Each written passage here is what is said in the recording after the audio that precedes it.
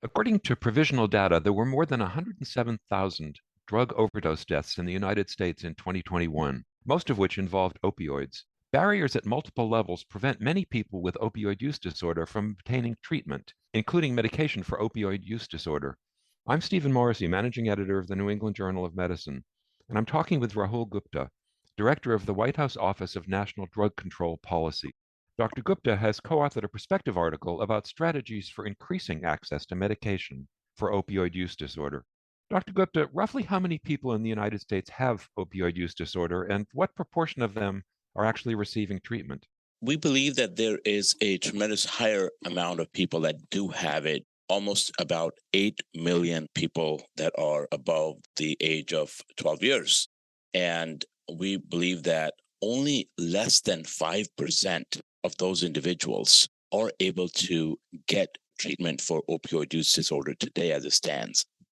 So you say in your perspective article that medication for opioid use disorder is one of the most effective interventions that we have. What types of medication fall into this category, and how much evidence is there to support their use? Well, certainly we know that as part of the national drug control strategy, we've looked at what are the biggest drivers of the current opioid and drug overdose and poisoning epidemic. And we looked at that as two large drivers. One is untreated addiction, the other is drug trafficking. So when we focus on medications, especially the FDA approved medications for opioid use disorder, they include methadone, buprenorphine, and naltrexone. Now, we know that when we use these medications, we have people much less likely, in fact, 82% less likely to die from an overdose. And in addition to that, there's so many other benefits of using these drugs to treat people. That includes not use of illicit opioids. It includes improvement in cravings, but also improves people's quality of life. We also know that people are often at higher risk for HIV and hepatitis C infection transmissions, which can be not only expensive diseases, in addition to being life threatening diseases and difficult to treat lifelong.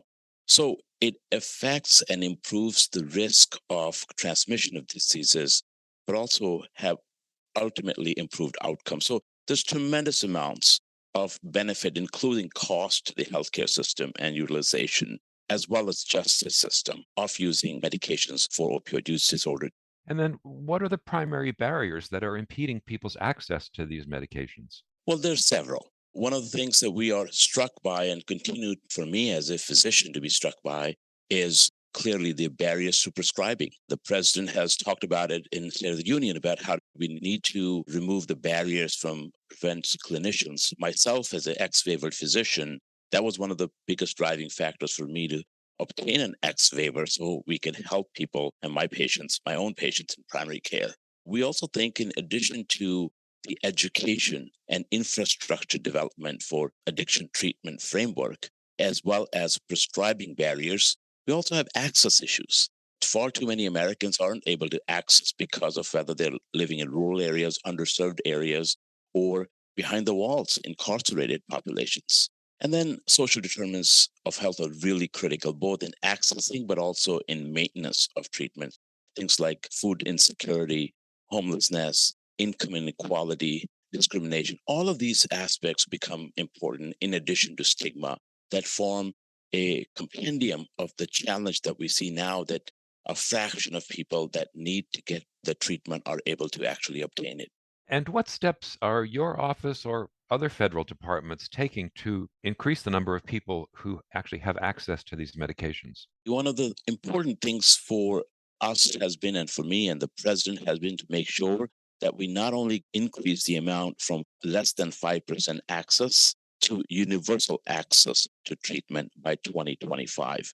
But we're taking very specific and defined steps. First, we want to bolster the addiction treatment and education infrastructure. That includes making sure that there is more medication curricula that is focused on addiction and mental health. It's critically important, and we're resourcing some of those needs towards the healthcare profession per se. We also want to make sure, secondly, that there's increased access to prescriptions for MOUD or medications for opioid use disorders in clinical as well as community based programs, because what we call the low threshold buprenorphine programs, which are often integrated in like syringe service programs. This is a harm reduction approach and allowing people for us to meet them where they are and integrate this low threshold level of buprenorphine where people don't have requirement for physical presence with psychosocial counseling as well, don't have requirement to be showing up in a particular place at a particular time, meaning flexible scheduling. Those type of things are really important to get people initiated on drugs like buprenorphine. And then we're also making sure that the great enhancements and improvements that we have made during the pandemic, the telehealth provisions, those become permanent because it's critical that we provide people the certainty of making some of these telehealth improvements for long term. And then when we talk about people behind the walls, as we know, more than 2/3 of people behind the walls today in America have a diagnosis of at least one SUD. And those people oftentimes at a higher risk of overdose deaths when they're released or recidivism into the community. Either way you look at it, it is of extremely high cost and literally not a smart way to treat people, an expensive way as such. So what we're trying to do and are committed is to increase and have universal access, especially to Federal Bureau of Prisons, and increase access by 50% by 2025 to all state prisons and local jails. We know when we do that, we will save people's lives, we'll get people to not have recidivism back into the justice system, and we will improve the economy and health of individuals. The last couple of things are also important. One is to address the social determinants oftentimes, because what we see is that when we treat people and they go back to their communities under the same circumstances and challenges, then there's a higher likelihood of not continuing to remain on maintenance doses. What that means is that we must also understand that the work continues to be on aspects of food insecurity, housing instability, discrimination, as well as income inequality. It's become important because we must change the environment also and impact it positively for people being treated. And lastly, I'll say this, we've got to use patient first terminology. For too long, stigma has manifested itself both in healthcare systems and institutions at a structural level, at a community level, but also people internalize stigma and feel shame in seeking treatment. So one of the things we're doing is the president's budget now is asking to change the names of government institutions themselves. For example, we want to change NIDA or National Institute on Drug Abuse to National Institute on Diseases of Addiction. So we want to use patient first terminology, and we are starting with making sure that we are looking at changing the language that we speak of as an example of why this is so critical and important.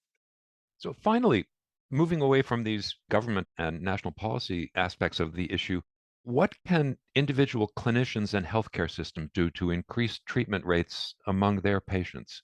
Well, that's a very important question because what we have seen, even when we're allowing a lot many more physicians and clinicians to not need the X favor, we still have opportunity to have more clinicians begin prescribing medications for opioid use disorders. So what we need clinicians to consider is have patients that may be needing screening for both concurring substance use disorder as well as mental health be screened and be able to provide those medications that are now available through telehealth, through expanded ability for prescriptions, and also evaluate the systems of care that exist currently within your office, your practice, but also in the larger setting and determinants of health for your patients as well. The success of the national strategy will ultimately depend on the ability, willingness, and the actions by individual providers in communities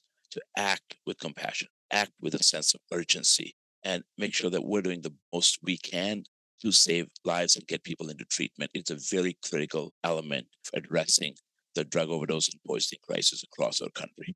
Thank you, Dr. Gupta.